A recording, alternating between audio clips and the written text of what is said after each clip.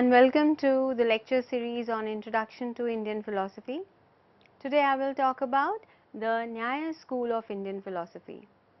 Nyāya is an old system. I discussed its association with Vaisheshika in my previous lectures. However, we cannot tell with certainty how and when these two schools came together. Their association comes to light in Nyāya Bhashya of Vatsyayana and all subsequent works based on it. There are certain points on which the two schools differ from each other, but we can say that broadly the harmony between the two overshadows the differences. What we know for sure is that the Nyāya school is recognized as logical and methodological, whereas the Vaisheshika school is recognized as metaphysical. If you think that Buddhism has formulated the logical principles, then I would say good morning, because the actual credit goes to the Nyāya school for formulating the principles of logic. The founder of the Nyāya system felt that logic was necessary to study the Vedas, to analyze the knowledge situation and to determine the forms of argument. So, we can safely say that the focus of the Nyāya school is on logic and epistemology, which is probably why later in time an exchange happened. The metaphysics of Vaisheshika was incorporated in the Nyāya system, and the epistemology and logic of Nyāya was incorporated in the Vaisheshika system. This incorporation welded the two schools together and they were recognized as Nyāya Vaisheshika. Another interesting thing that happened over a period of time was that the Nyāya school got divided into Old Nyāya and Navya or Modern Nyāya. Vaisheshika school accepted the Old Nyāya. However, Navya Nyāya school sprang from the unified Nyāya Vaisheshika school. The early texts of the Nyāya school were polemical in nature, meaning there are strong arguments in them for or against somebody or something. But I want to repeat what I keep telling you in my lectures, that the founders of these Astika schools, whether it is Nyāya or Vaisheshika or Sankhya or Yoga, themselves did not write anything. We have had an oral tradition. So, the teachings of these sages were collected and compiled by their disciples or disciples of disciples, or maybe disciples of disciples of disciples, and given a written form. As a result, we have bhashyas, vartikas and tikkas written on the Moola Shastra or foundational teachings. So, at times scholars have faced real difficulties in determining whether the whole work belongs to one author or it has certain parts which were added later by other teachers of the same tradition at different points in time. What I wish to tell you is that like other schools of Indian philosophy, Nyāya too is based on the aphoristic sayings or the sutras ascribed to its founder, and the founder of the Nyāya school is sage Gautama. It is not very clear who sage Gautama was, when and where he lived, because these sages were on a mission, which was to spread their wisdom, their knowledge. They were not hungry for name, fame or money. So, we do not have their autobiographies or biographies written on them. But the researches on various other texts do provide some sort of information which may help us in giving an idea about these sages. And this is true in case of Gautama too. In the Rig Veda Samhita and in the Yajurveda, the White Yajurveda, There is a reference of Gautama, who was a priest of a royal family and who prayed to Indra for their victory. And he had a son also called Gautama, who wrote many hymns in praise of Indra. In fact, the title Gautama was given to those who were quite learned. Not just in the early Vedic literature, we find mention of 4 sages by the name of Gautama in the later Vedic literature also, where they are acknowledged for imparting Vedic wisdom. I would like to mention their names. They are Radha Gautama, Gatri Gautama, Sumantra Bhabrava Gautama and Shamkara Gautama. One reference is found to another sage Gautama in the Chandogya Upanishad, and he is Haridrumata Gautama. He was the sage who was approached by Satyakam Jabala to accept him as his student. Brihadaranyaka Upanishad also mentions a sage called Gautama. Then of course, in the Ramayana, there is a reference of sage Gautama, the husband of Ahalya. It is not clear if Gautama is a family name or a name bestowed upon people belonging to a certain Gurukula and carrying forward a certain tradition, or as I just mentioned earlier, it was a title given to those who were quite learned. Interestingly, our sage Gautama, the founder of Nyāya school, is also known by the names Akshapad and Dirghatapas. And there are legends attached to these names. He was called Akshapada because of his meditative habit. He used to move with his eyes fixed onto his feet. In fact, according to scriptures, this is one of the characteristics of someone who is constantly meditating. It is believed that on one occasion, while he was walking, he was so deeply absorbed in philosophical contemplation that he accidentally fell into a well. Of course, he was immediately rescued, but the interesting part is that God, out of mercy, gave him another pair of eyes in his feet so that he remains safe in future. So he got the name Akshapada. He got the name Dirghatapas probably because of his practice of penance for long durations. Okay, so it is believed that sage Gautama lived in Mithila. There is a place by the name Gautama Sthana in Mithila, which is modern day Darbhanga. This is where sage Gautama was born. Is this the reason why Nyaya philosophy is quite popular among the people of Mithila? Probably. Now, according to some scholars, our sage Gautama, the founder of Nyaya, is none other than the husband of Ahalya.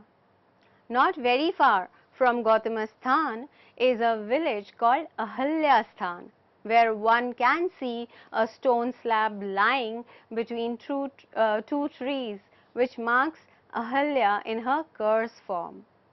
In the same vicinity, there is a temple celebrating the emancipation of Ahalya by Sri Ram. Another interesting thing which some scholars believe is that the son of Gautama and Ahalya was the priest of King Janaka, and his name was Shatananda. Those who know Ramayana must be familiar with the name. Anyway, let me now discuss the sutras ascribed to sage Gautama called the Nyaya Sutras. Nyaya Sutras is the primary text of the tradition. As Professor Matilal remarked, it is a manual for studying logic, debate and the study of inference. And in fact, this is true. Once you open the Nyaya Sutras, you will find how sage Gautama presents rhetorical and philosophical guidelines for all aspects of the argumentative process, rules for debate, rebuttals, fallacies and what not. Nyaya Sutras are divided into 5 adhyayas or lessons. and each adhyaya is divided into two ahanikas.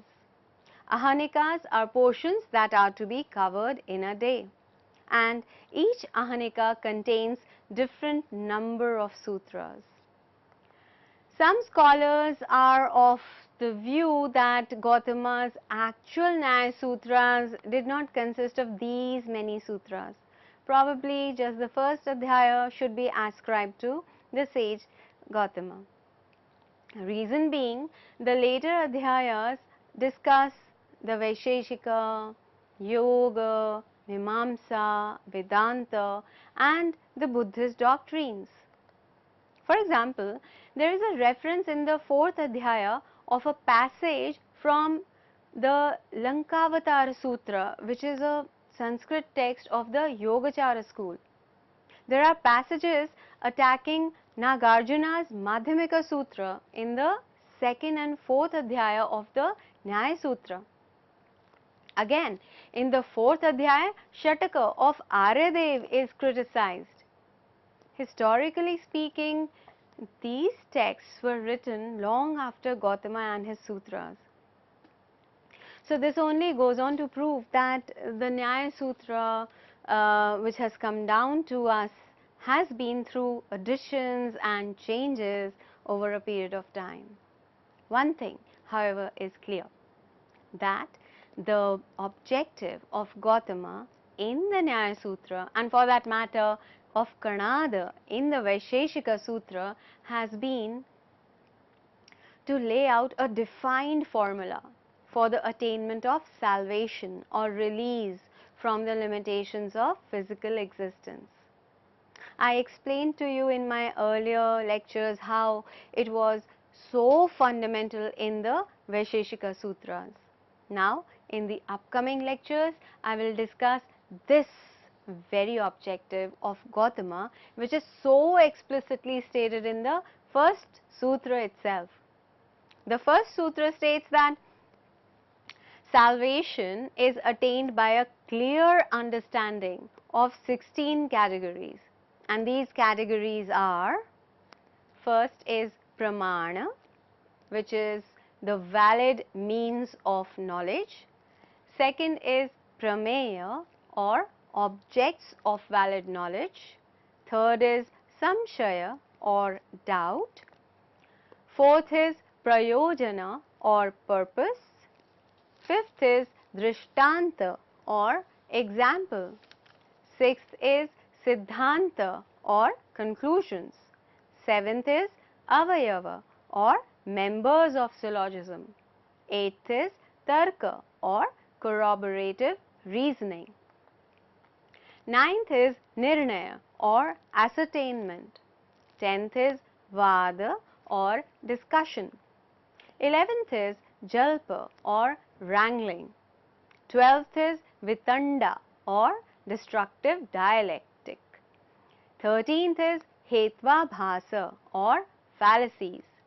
14th is chala, or quibbling. 15th is jati, or false arguments. And 16th is nigraha sthana, or points of defeat. These 16 categories point towards logic, epistemology and argumentation. What is going to be interesting is to understand how Gautama in the Nyaya Sutras exhaustively explains these 16 categories as the means to attaining salvation. We will also find out how these categories were further developed in the later works of the tradition. Actually, before I move on to the Nyaya Sutras, it will be better if I mention a few important Nyaya philosophers and the texts written by them, so that when I explain the sutras, we can fall back on their writings to help us understand the Nyaya Sutras well. So, the first is Vatsyayana, who wrote Nyaya Bhashya, which is a commentary on the Nyaya Sutras. The second important philosopher is Udyotkara, who wrote Nyaya Vartika, which is an exposition on Vatsyayana's Nyāya Bhashya. Third, Vachaspati Mishra wrote a commentary on Udyotkara's Nyāya Vartika, and it is called Nyāya Vartika Tatparya Tika. And there are many more such works by Nyaya scholars that explain and develop the ideas contained in Gautama's Nyaya Sutras. There are three more works that I wish to mention, and they are Jayanta Bhatta's Nyaya Manjari. Now, in Nyaya Manjari, Jayanta Bhatta explains the ideas of the old Nyaya school. In fact, I recommend this one work of the Nyaya tradition to all those who are genuinely interested in studying Nyaya philosophy. It is a remarkable text. Anyway, another is Vishwanatha's Karikavali. Now, this work is a combination of both Nyaya and Vaisheshika views. Then there is another, it is Annam Bhatta's Tarka Sangraha. Now, in this we learn about how the author defends the doctrines of the school against the attacks of the critics. And I feel so fortunate to have some acquaintance with these three texts also. And Nyaya Manjari is my favorite. I think it would not be inappropriate to say that the Nyaya school flourished for a very long time because it was severely criticized by many Buddhist philosophers over a very long period of time. Buddhist philosophers like Dinnag, Dharmakirti and Dharmottara are the popular critics of the Nyaya doctrines. So, it was the mission of the Nyaya philosophers to defend their theories and to retain their prestige. Now, you may wonder, why do we have so many commentaries? Also, why were the Nyaya scholars writing commentaries on the commentaries? I'll tell you the reason. Now, Vatsyayana's Nyaya Bhashya suffered hostile attacks from Dinnag. So, in defense, Udyotkara wrote Nyaya Vartika, in which he simultaneously defended the Nyaya position and criticized Vasubandhu and Dinnag. Now, Udyotkara was severely attacked by Dharmakirti, Dharmottara and other Buddhist philosophers. So, Vachaspati Mishra took up the challenge and wrote Nyāya Vartika Tatparya Tika, in which he responded to the criticisms of the Buddhist philosophers. And this task of defending and attacking was carried forward by Jayanta Bhatta in Nyaya Manjari, by Sridhara in Nyaya Kandali and by Udayana in many of his works, all of which are very, very significant. It is said that after Udayana's response, no further Buddhist attacks came to light. Karl Potter, in his Encyclopedia of Indian Philosophy, says, it is Udayana to whom credit is given by Naiyayikas for having demolished in final fashion the claims of the Buddhist logicians. Now, as I mentioned earlier, that modern Nyaya branched out of the old Nyaya school. The founder of Navya or modern Nyaya is Gangesha. The work that is ascribed to him is Tattva Chintamani.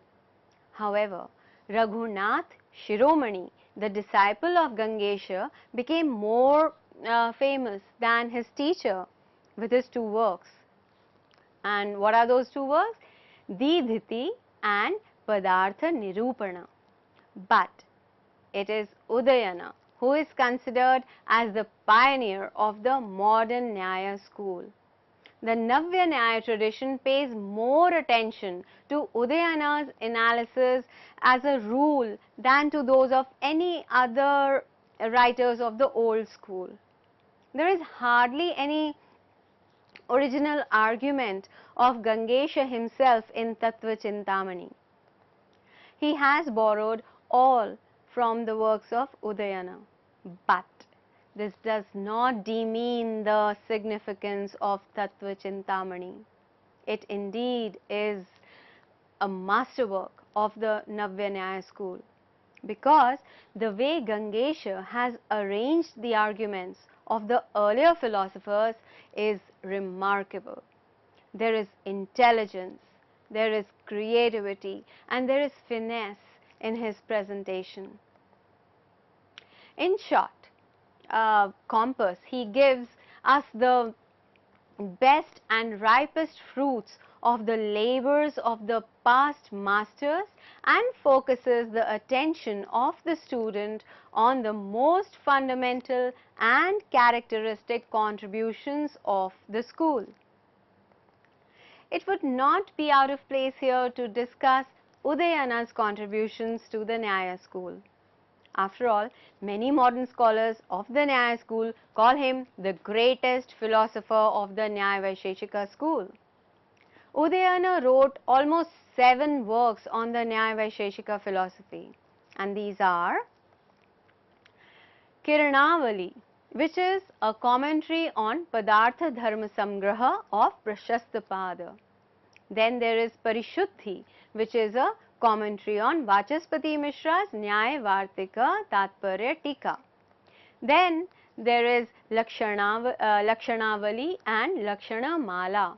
These two provide the basic definitions of the Nyaya concepts. Then the fifth is Nyaya Parishishta.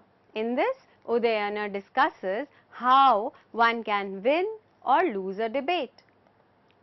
Now, this work in fact is the developed form of the 5th Adhyaya of Gautama's Nyaya Sutras.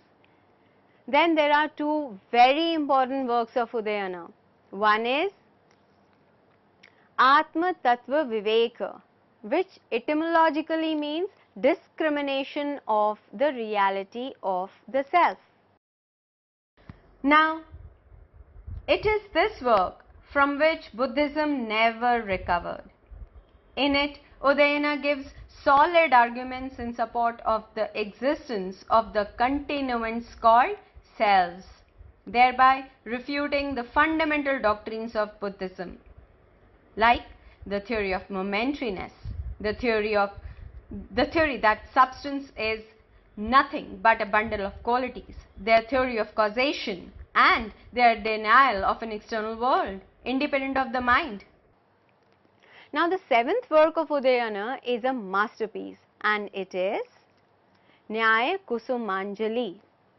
Now, in Indian tradition, it is by far the most elaborate and the most definitive work to prove the existence of God. I hope it is now amply clear to you all as to why Udayana is so important for the Nyaya system. Now, if we compare the old Nyaya with the modern Nyaya, we will find that the modern Nyaya has a more sophisticated style of philosophizing. However, old or new, Nyaya school has a fetish for definitions.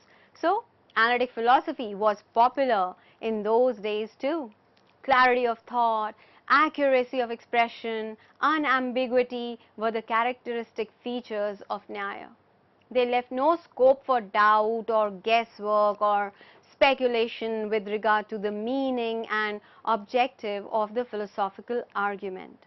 In fact, other schools also were influenced by their method. I would also like to point out the main difference between the old and the modern Nyaya. Remember the 16 categories which I mentioned earlier? The first 2 cover their epistemological, metaphysical positions. The remaining 14 categories pertain to logic, argumentation, or guidance for conducting debates. The Navya Nyaya school, however, hardly gives any importance to metaphysics. Their focus is primarily on pure logic and epistemology. They focused on crafting of elaborate definitions. They developed a new technicity in philosophical language and also a different literary genre. Metaphysics or metaphysical issues are given negligible treatment. Probably Gangesha and his followers accepted the metaphysics of the old Nyaya school. Because it is also true that in Tattva Chintamani, there are discussions on metaphysical subjects like universals, inherence, negation, manas, sense organs, and even God. Gangesha was a methodologist, a strict logician. So we can say that pure logic and accurate epistemology paved the way for their solid metaphysics. Anyway, you will find in the upcoming lectures the epistemology, logic and metaphysics of the Nyaya Vaisheshika system. With this, I will end the lecture. Thank you.